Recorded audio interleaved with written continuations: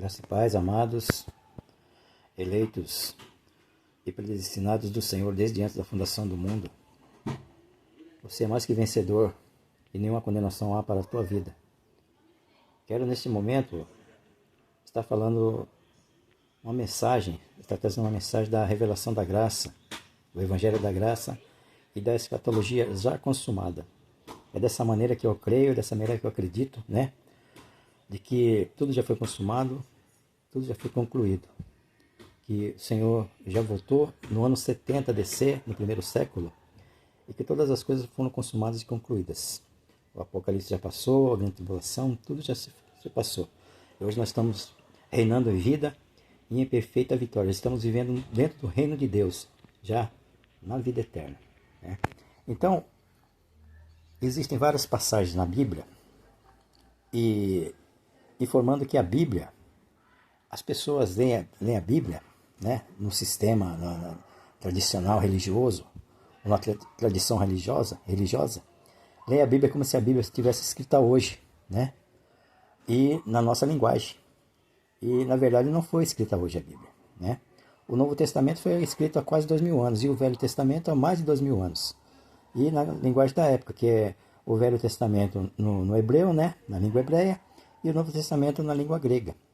Então devemos respeitar, quando lemos a palavra de Deus, a Bíblia, nós devemos que respeitar, interpretá-la da maneira correta, respeitando o texto, respeitando o remetente, o destinatário, respeitando o contexto temporal, contexto social, contexto cultural, respeitando a conjugação verbal, a gramática. E muitas das vezes não se respeita, e era dessa maneira que eu fazia antigamente também, não respeitava, não entendia e achava, acabava futurizando, como se a Bíblia tivesse escrita hoje, que fosse para o futuro nosso, para o nosso futuro as coisas acontecerem. E na verdade não.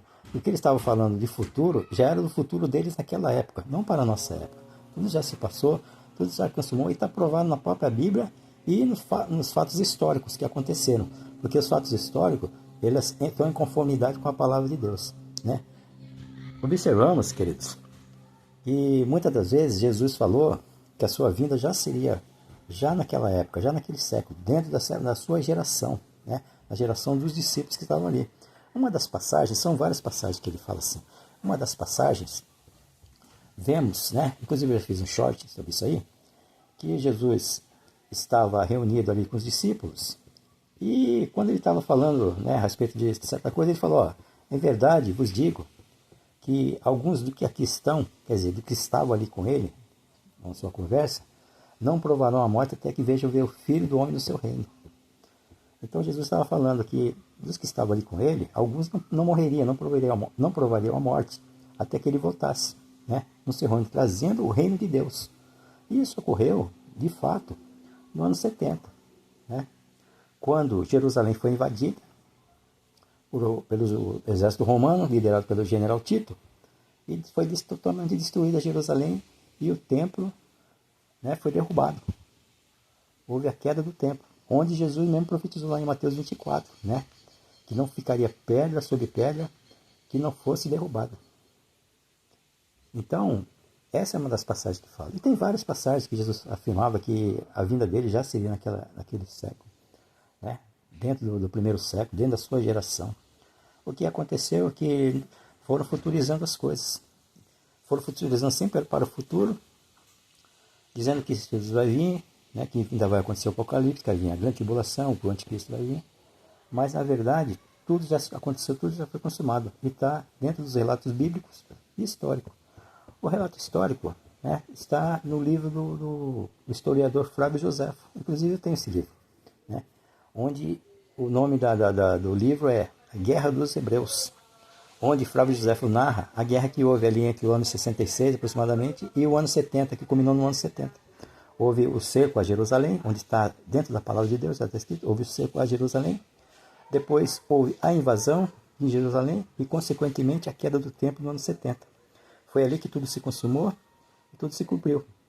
Jesus veio ali, não de uma forma física, não de uma forma aparente, como todos pensam que Jesus ainda virá, nas nuvens, e todo olho verá, vão ver Jesus aparentemente, vindo nas nuvens, mas na verdade não é assim. Quando falou que Jesus viria nas nuvens, ali viria em sinal de juízo. Ele viria em juízo para aquele povo. Porque o vir nas nuvens, dentro da palavra, por isso que é bom respeitar, né, o contexto histórico, o contexto cultural. Dentro da cultura ali judaica, o vir nas nuvens era sinal de juízo. Era juízo contra uma nação. E várias passagens no Antigo Testamento, quando o Senhor tinha algum juízo contra alguma nação, os profetas falaram: eis que vem o Senhor, né, montado numa nuvem ligeira. Eis que vem o Senhor numa nuvem ligeira. Então, eles entendiam perfeitamente o que vinha numa nuvem ligeira, ou vinha numa nuvem, era uma questão de juízo. Isso que Jesus quis dizer que viria nas nuvens, o Filho do Homem viria nas nuvens. Então, ele veio em 70, quando houve o juízo contra Jerusalém, né, onde foi vingado o sangue dos profetas, que Jesus falou que o sangue dos profetas seria vingado desde o justo Abel até o sangue de Zacarias, que morreu dentro do templo. E aconteceu exatamente isso, no ano 70. Quando vemos lá Mateus 24, né, o sermão do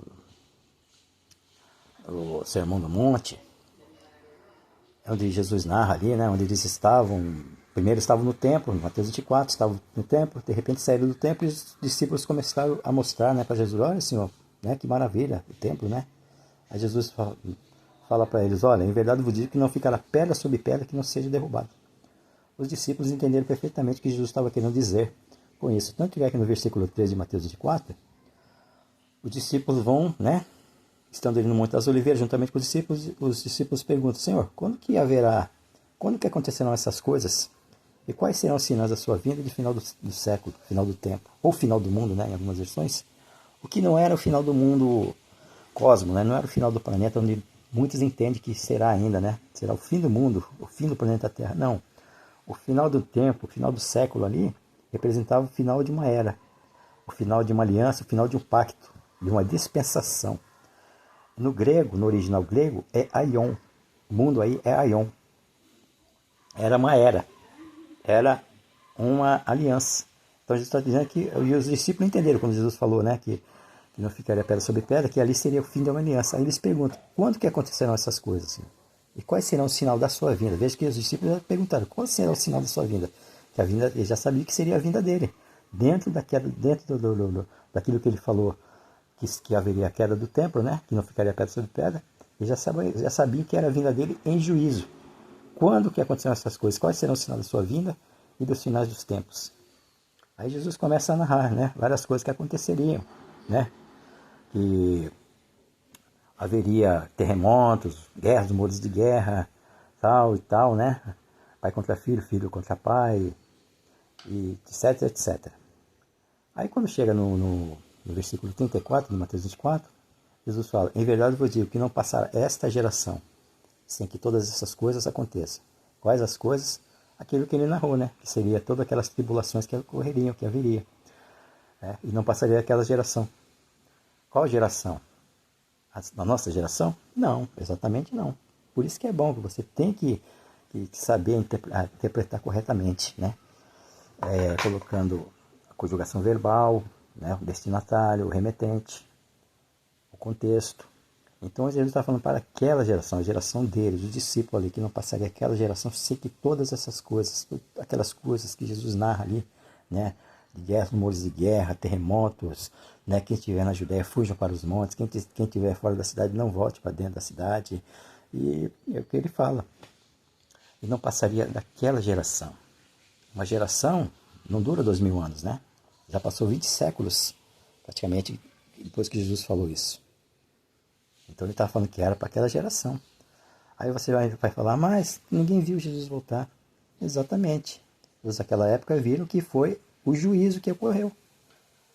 Quando houve a queda do templo, né, com a destruição de Jerusalém, que morreu, segundo o historiador Flávio José no seu livro, foi mais de 1 milhão de judeus que morreram ali, que estavam reunidos dentro de Jerusalém, que havia festa lá, que os Jerusaléns do mundo inteiro, que daquela época, né, que era comandado pelo Império Romano, havia 3 milhões de judeus ali, e morreu mais de 1 milhão de judeus dentro da invasão do exército romano a Jerusalém. Então vejo que as coisas tudo, ela bate com a história. Só que eles foram futurizando tudo. A religião, eles foram, com o tempo, futurizando as coisas, acabaram distorcendo, né? E hoje, graças a Deus, eu conheci o Evangelho da Graça e a escatologia consumada, assistindo vídeo de irmãos que pregam a mensagem da graça, né? E pude compreender tudo isso, graças a Deus. Né? E hoje não tenho mais medo, não tenho mais pânico, não tenho mais temor do mal. Né? Não tenho mais medo do diabo, não tenho mais medo da grande tribulação, não tenho mais medo do inferno, né? Que na verdade também preciso gravar um vídeo sobre inferno, né? Que inferno não é esse inferno que se prega nas igrejas, né? É um sentido totalmente diferente, que também foi distorcido pela religião. Então, queridos, esta mensagem que hoje eu tenho para vocês, né? Você é um abençoado, você já é um eleito, um escolhido, um predestinado desde antes da fundação do mundo. Nós somos filhos de Deus já eleitos, né? Desde antes da fundação do mundo. Quando Deus criou o mundo, nós estávamos, nosso espírito, não nossa carne, né? Mas o nosso espírito já estava lá junto com o Senhor, né? E recebemos um corpo de carne, estamos, né, numa missão como embaixadores de Cristo aqui na terra. Nós não somos dessa terra, nós não somos dessa pátria.